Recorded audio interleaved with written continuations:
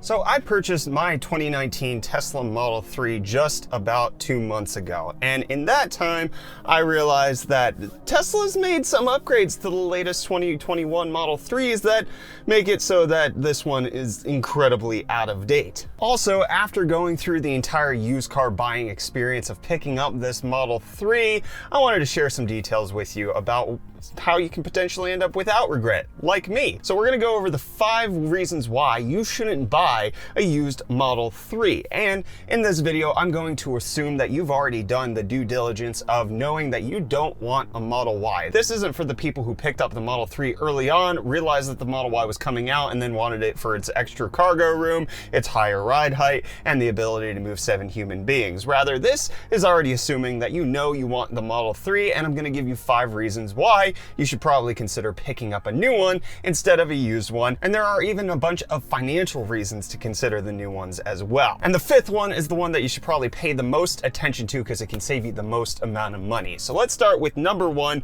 which is that Tesla has made a lot of quality of life improvements with the 2021 version in a silent refresh that they did. Tesla doesn't update their model years like other car manufacturers. They just decide to make a few improvements here and there. However, with the release of the Model Y, they took a lot of the things that they implemented in that car and then brought it over to the Model 3, such as the power trunk and the updated trunk gasket so that you no longer get water in the trunk. They've also improved noise cancellation with double pane glass instead of the single pane like I have here, so the road noise is less. They've also completely redone the center console with a different storage compartment latch instead of the crappy magnetic one, as well as including wireless charging from the get-go. And now they only have USB-C in the storage compartment, but they put a USB-A slot into the glove box and include a 128 gig flash drive for the Sentry mode recordings so that you don't have to provide your own, which is a mild cost savings right there. They've also updated it with a completely new door trim on the most recent ones that are coming out, like within the last month, and that is more of a controversial move. They've extended the wood wrap around. For a lot of people, they say it looks better on the black interior, but for the white interior, they preferred the entire door panel remained white as opposed to now having the wood. One of the things that a lot of people did on their older Model 3s was de-chrome them, get rid of all the shiny metal surfaces that are around the outside, and now Tesla has done that for you straight out of the factory. It's already painted black. You don't even have to worry about it.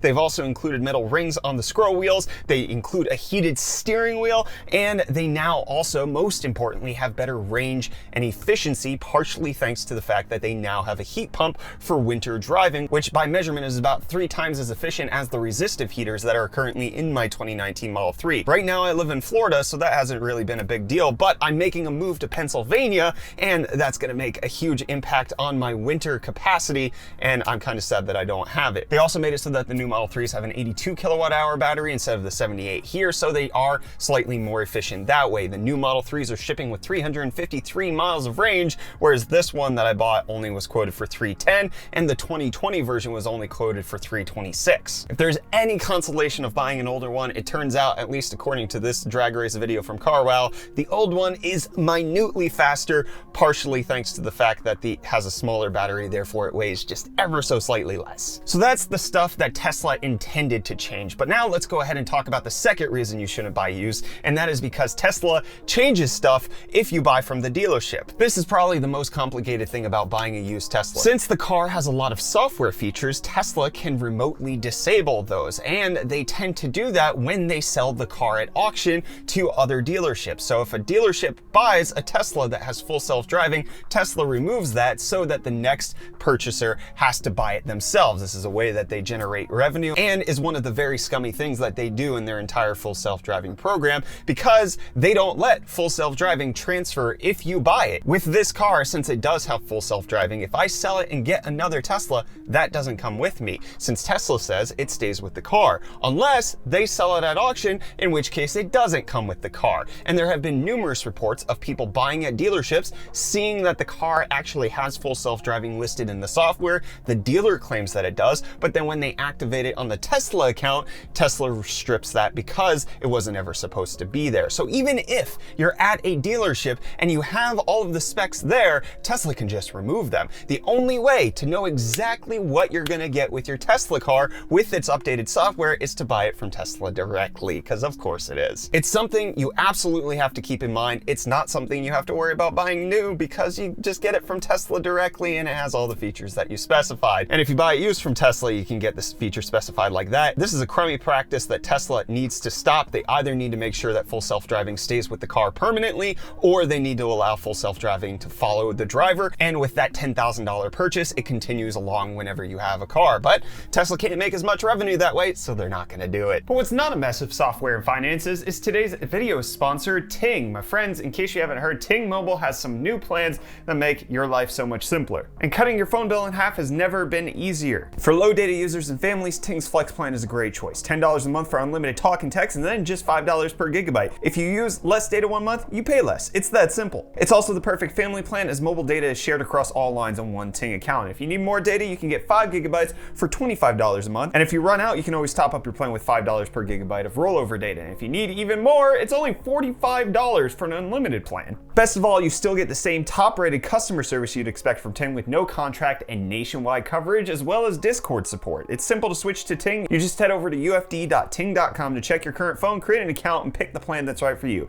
Ting will send you a SIM card that you pop into your phone and activate within minutes. Pretty much any phone will work with Ting, whether it's the latest Galaxy, iPhone, or even Pixel. Plus, you'll get a $25 service credit when you use our link in the video description, ufd.ting.com. And you'll always be able to bring your phone number too. So go to ufd.ting.com, check out Ting's plans, get $25 in service credit, and enjoy something that's a lot simpler than the whole Tesla debacle that I was talking about. Now, the third reason you shouldn't buy an old Model 3 is because of a couple hardware increases that Tesla has made in their car. Number one is that in the early 2018 Model 3s, you might not know it, but it has a different autopilot hardware. It's called hardware 2.5. And in case you want to get full self-driving, you'd have to actually take your car into a service center and have them upgrade the entire hardware for you so that you're on hardware 3.0, which is the only hardware that supports full self-driving. But you're also missing another hardware feature if you buy a car from before August 2019, which is the pedestrian speaker, which is something that I didn't realize when I was buying this 2019. I thought I was going to get it, and it turns out it's not there. The pedestrian speaker is going to be mandated on all electric vehicles in the near future, so Tesla started implementing them, but not before August of 2019. The pedestrian speaker makes noises when you're below a certain mile per hour, as well as when you're reversing. It kind of sounds like a spaceship. But Tesla recently released a software feature which allows you to use it as a boombox, where you can have it play audio clips when you press the horn, or play whatever audio clip as the pedestrian warning noise while you're driving by just loading an MP3 onto the system. So you're missing those two pieces of hardware if you buy an older Model 3, just like I'm missing the boombox feature. However, it was announced within the last week that you can now get that retrofitted for $200 in case that interests you. It's not something that I'm going to spend money on. But now let's get to the money saving tips. Number 4 and 5 are all about the financial reasons why you shouldn't buy a used Model 3. So let's go into the fourth one, and that is they're not that much cheaper than just buying it new. Let's take some comparisons directly from Tesla's website. A red 2021 Model 3 long range all-wheel drive 19-inch wheels with full self-driving costs you $61,490.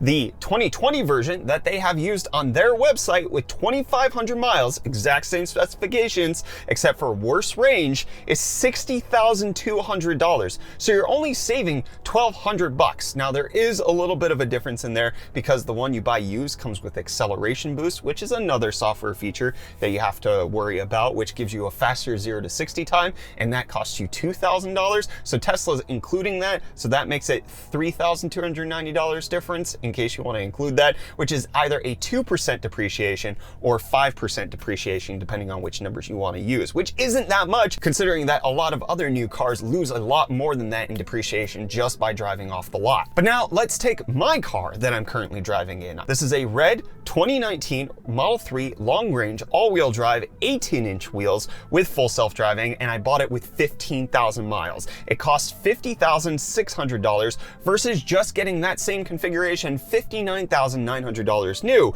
which is 15% depreciation. But when you consider the updated heat pump, the better efficiency, and the bigger battery, the 2021 version gets 13% more range. The range was the most important thing for me in my car, so losing 13% range by saving 15% in costs is kind of a wash there. But that's with buying from Tesla directly. You want to go on to the open used car market. Let's look at this white 2019 Model 3 long range all-wheel drive 18-inch, no full self-driving. So this is the car that doesn't have the software feature feature that I do that costs $10,000 to buy that sells for $49,990 and is already under purchase within 5 minutes of me seeing this pop on a Carvana. There is a 4% appreciation value. It has gone up in price by 4%. This car should not be worth this much. It's only $700 cheaper than the car I'm sitting in currently, and it doesn't have full self-driving. The used car market is absolutely absurd right now. Maybe that'll change in the near future and these comparisons won't be as valuable. But right now, you more than likely will get a better value buying new because you get all of the updated features and you won't have to deal with the minor depreciation that's happened because you're still gonna have to pay a heck of a lot to get a 2019 or a 2020. And partially, this isn't just because the used car market's out of whack. The reason the prices are so high is because Tesla can't keep up with demand. So the prices will remain high until Tesla can actually produce as many Model 3s as people want to buy. So the choice really is, do you want to pay slightly less for your Model 3 or do you want to wait 6 to 9 weeks at this point? That seems to be the only difference. The good news is you get to keep the same warranty. So I have the full warranty on this 2019 Tesla Model 3. It'll last me the entire time. Now let's talk about number 5, which could be the biggest potential financial money saver. And that is the upcoming potential electric vehicle tax rebate. Currently, there are no federal tax credits in the United States for any Tesla vehicle. That is because Tesla sold over 200,000 of their vehicles and therefore got phased out of the tax credit system. However, the US administration just recently announced a new infrastructure plan of which they've committed $100 billion into EV rebates. Now, it's not quite clear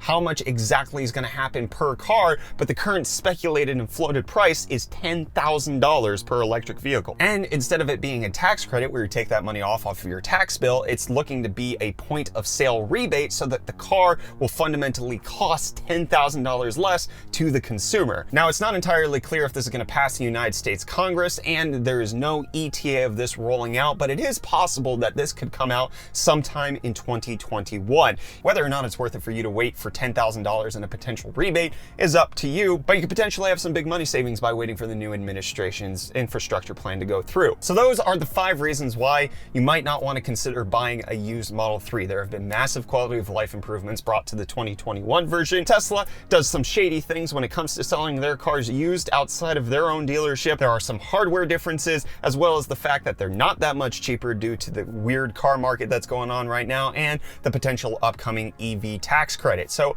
suffice it to say, you should just buy a Mustang Mach-E and then call it a day because those still have the $7,500 tax credit. Now, if you want to see what a Tesla really can do, you should check out this video right over here where I tried to do cloud gaming on my Tesla Model 3 web browser, and you should just go watch the videos, see the results, and see whether or not you can game on a Tesla before they include their hardware in it.